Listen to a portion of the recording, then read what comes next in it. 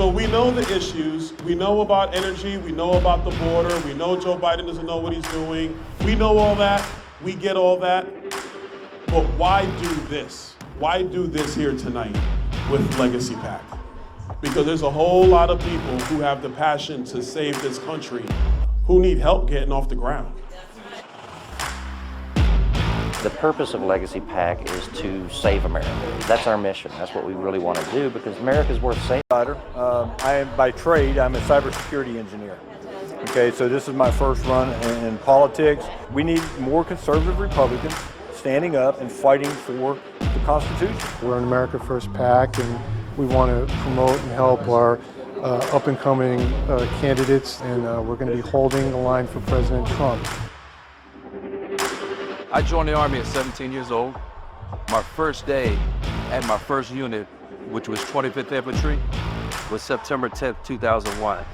So the next day was 9/11. And I spent about a total of a decade between Iraq and Afghanistan in country. So my country means everything to me.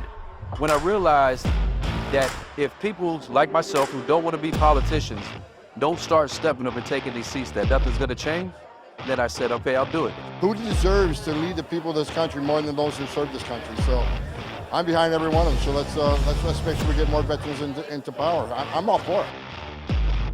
Remember why you're involved. We have to make sure people remain humble and not engage in self-glorification. You are here for one reason, and that is to save the country. Period. End of story.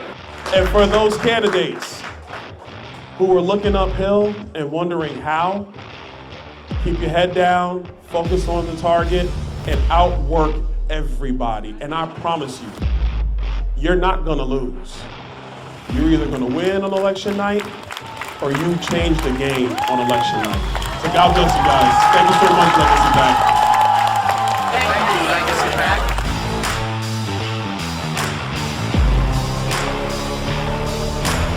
Under this administration, they have deliberately opened the border to fundamentally change the fabric of our country. I'm Jared Craig with Legacy PAC. We are here at Eagle Pass, Texas, to bring attention to the border crisis, to educate the voters, the citizens of the United States, and the candidates running for federal office, the importance of a secure border. And at Legacy PAC, we want to bring candidates here to the border to see it firsthand, because there is nothing like being here, seeing this. We saw women and children climbing over barbed wire. There is no reason why we cannot secure this border. There is no reason to keep this open. This is not humane. So we need to get Victor and all these other good America First candidates into office. We at Legacy PAC depend on your donation and support to support these projects. We can't do it without you. So please go on to legacypac.org and show your support. Hey, it's Kevin Sorbo here. I'm filming a documentary in Israel right now, but I was just in Texas last week and I was speaking with President Trump.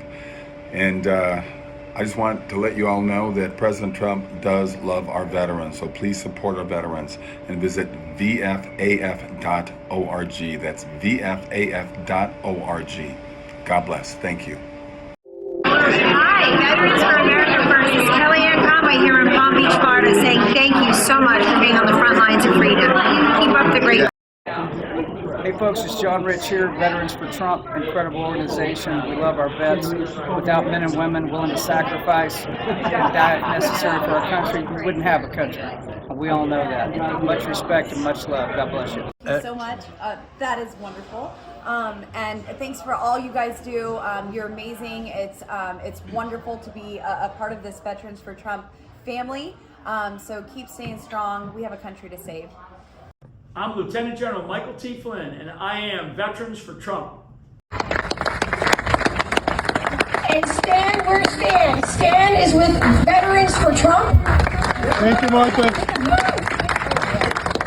Thank you all. We're honored. I know there are so many organizations represented here today. And thank you so much to Stan Fitzgerald. Where is he? There he is. Thank you so much. You are a great patriot. Thank you both. Thank you both for helping out. You're so supportive, not only for people like me, President Trump and for America First and MAGA. So God bless you. Thank you. You're sitting here too much. But you're going to do very well.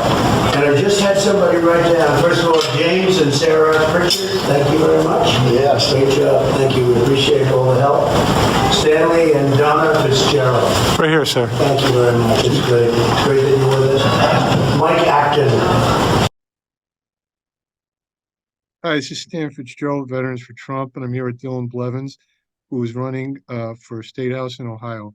Good morning, Dillon. How are you, sir? Morning, Stan. I'm well. How are you? Good, thank you. Dillon, can you tell us, please, a little bit about your background? Yeah, so as pertains to you guys, I'll first start off by I served in the U.S. Army Reserves. I enlisted in 2020 after my first campaign. I ran against Gene Schmidt, and that's a whole debacle in itself in 2020. I don't know if you saw today, the Attorney General Yost actually indicted some First Energy execs. That has absolutely everything to do with Gene Schmidt's campaign in 2020. They funded her, and they used $250,000 to smear me, et cetera, et cetera. Anyways, I lost that race, and I ended up enlisting in the reserves in 2020, went to basic training at Fort Sill.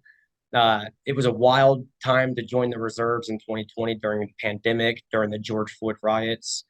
Basic training had no combat training, fitness standards completely thrown out the door, no fitness test. Anyways, I served for 2 years honorably. I graduated basic training with honors. I graduated AIT as valedictorian. I have an Army Achievement Medal for outstanding achievement within my unit, but I was got in trouble because I didn't take the vaccine. When Joe Biden instituted the vaccine mandate, we had the option to not take it. Some people were lucky enough to have exemptions, whether it be religious or medical. I did not have an exemption. I ended up being transferred to IRR, so I'm no longer in active service. So, Dillon, I was actually in Bedminster, and I heard President Trump that day when I was there talk about when he wins, he's going to reinstate everybody, or however that works, back benefits. But we're going to move forward from that because this will be on YouTube.